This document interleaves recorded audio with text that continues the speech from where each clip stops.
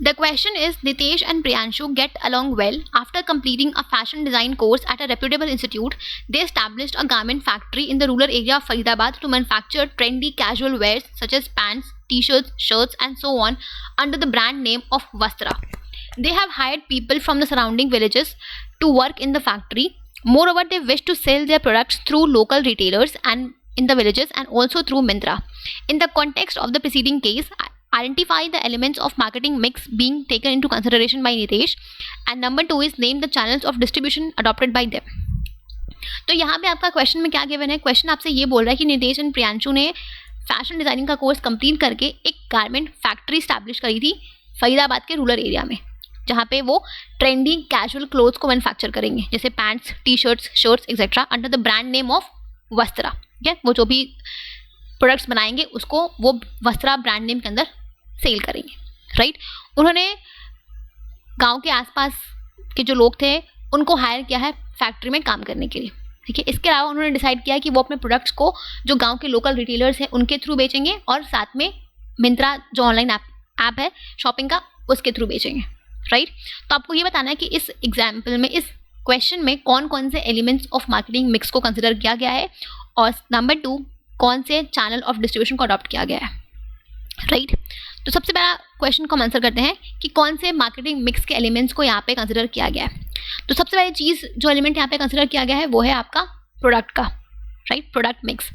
यहाँ पे क्वेश्चन में क्या गिवन है कि नितेश एंड प्रियांशु ने डिसाइड किया है कि वो एक गारमेंट फैक्ट्री बनाएंगे जहाँ पे वो ट्रेंडी कैजुअल वेयर क्लोथ्स को मैन्युफैक्चर करेंगे.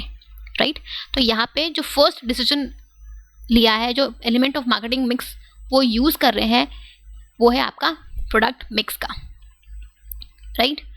जब भी हम बात करते हैं प्रोडक्ट मिक्स का तो ये बेसिकली इस कॉन्सेप्ट में हम जितने भी प्रोडक्ट रिलेटेड डिसीजंस होते हैं कि हमें प्रोडक्ट की features, quality, packaging, labelling, branding कैसे होगी, ये सारे डिसीजंस हम लेते हैं under the product mix concept.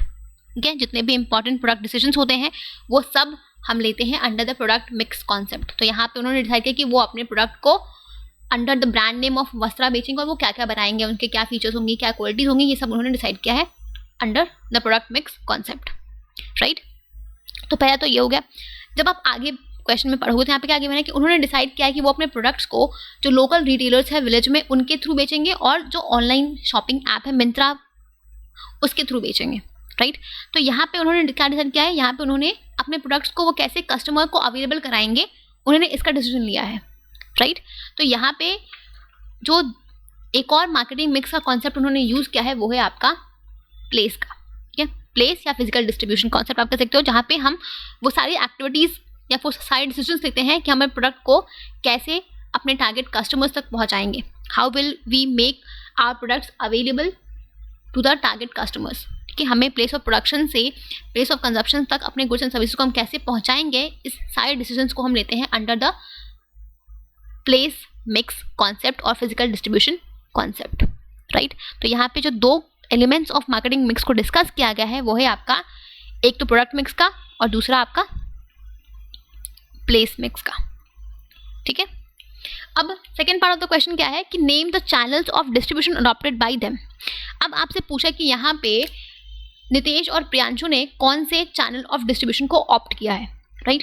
तो यहाँ पे आपका क्वेश्चन में क्या गिवन है कि नितेश और प्रियांशु ने डिसाइड किया कि वो अपने प्रोडक्ट्स को जो लोकल रिटेलर्स हैं उनके थ्रू बेचेंगे और प्लस ऑनलाइन मिंत्रा के थ्रू बेचेंगे. राइट. तो यहाँ पे जिस चैनल ऑफ डिस्ट्रीब्यूशन को उन्होंने अडॉप्ट किया है वो है आपका both direct and indirect. Right.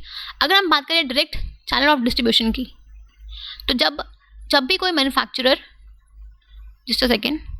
जब भी कोई मैन्युफैक्चरर डायरेक्टली अपने गुड्स को कस्टमर्स को सेल करता है बिना किसी इंटरमीडिएट को इन्वॉल्व किए, right, then it is called direct channel of distribution. जब आप ऑनलाइन शॉपिंग ऐप पे अपने प्रोडक्ट्स को बेचते हो तो वहाँ पे डायरेक्टली मैन्युफैक्चरर अपने गुड्स को डिस्प्ले कर रहा है और कस्टमर जो है वो देखेगा, ऑर्डर प्लेस करेगा, फिर वो डायरेक्टली मैन्युफैक्चरर से कंज्यूमर के पास पहुँचेगा. बीच में कोई इंटरमीडिएट इन्वॉल्व नहीं होता है. राइट. तो ये होता है आपका direct channel of distribution.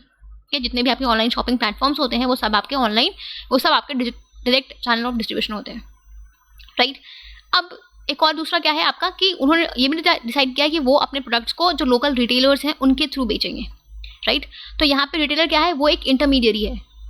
Right, जो कि मैन्युफैक्चरर की हेल्प करेगा कस्टमर्स तक गुड्स एंड सर्विसेज को पहुंचाने में, राइट। तो सिंस ये एक इंटरमीडियरी है, तो जब भी मैन्युफैक्चरर अपने प्रोडक्ट्स एंड सर्विसेज को कस्टमर्स तक पहुंचाने के लिए इंटरमीडियरीज का यूज़ करता है, एक या एक से ज़्यादा, तो उसको हम बोलते हैं इनडायरेक्ट चैनल ऑफ डिस्ट्रीब्यूशन, ठीक है। It can be of 1 level, it can be of 2 level, it can be of 3 level, right. तो यहाँ पे सिंस फोर सिर्फ रिटेलर्स को यूज़ कर रहे हैं, तो ये आपका 1 लेवल इनडायरेक्ट चैनल होगा, राइट। तो यहाँ पे both direct and indirect channel of distribution is being used. Clear? Okay, so this was your answer to this question. I hope कि आपको ये केस स्टडी समझ आ गई है, ठीक है। ओके